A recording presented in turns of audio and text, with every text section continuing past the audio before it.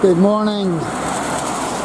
It's raining, but I'm down here in central Belfast. There's the Albert Clock. There's the Salvation Army Hostel, and that's heading out towards the M2. And looking this way, just past the Ulster Scots Agency, I must give a mention to the OUA Centre. Get yourself down in here. If you're interested in Ulster music and Ulster music heroes, this is the place to go. This is Dunbar Street, and this is Gordon Street, and this is the Ulster Scots Centre in Corn Exchange Building.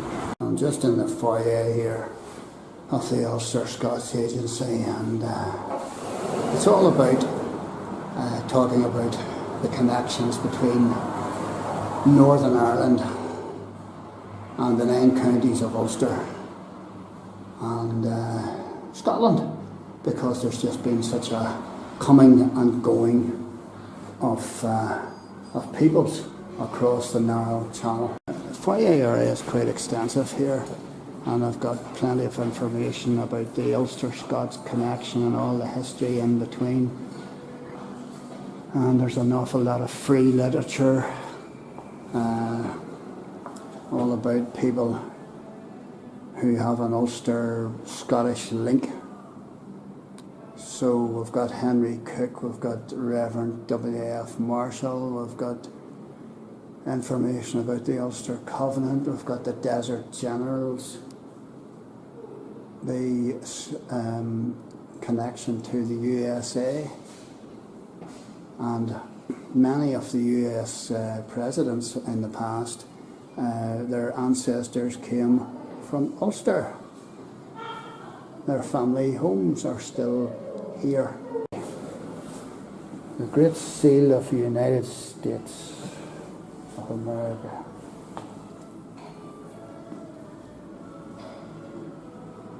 "17 of the 43 American presidents to date share some Ulster Scots-Irish ancestry."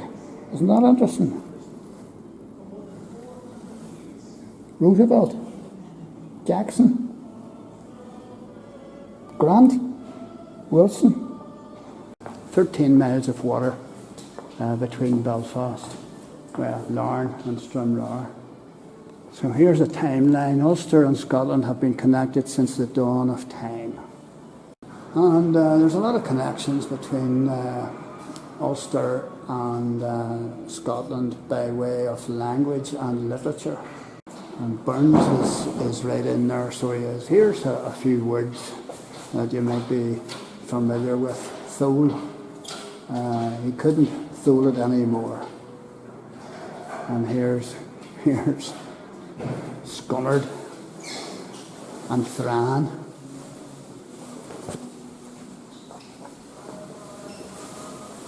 And Forbay.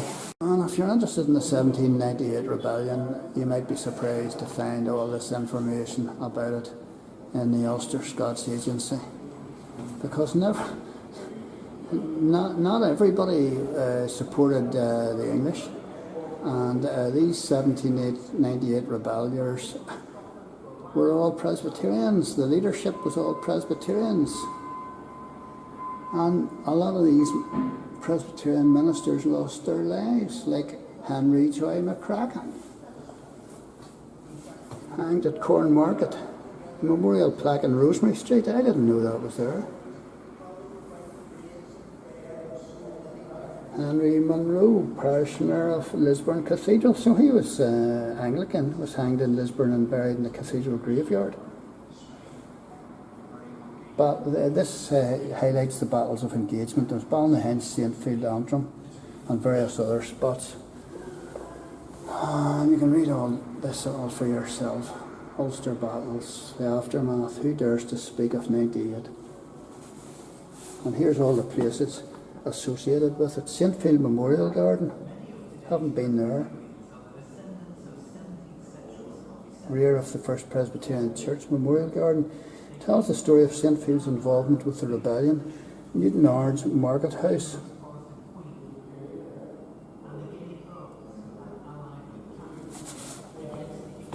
Santry Hill, Newton Abbey.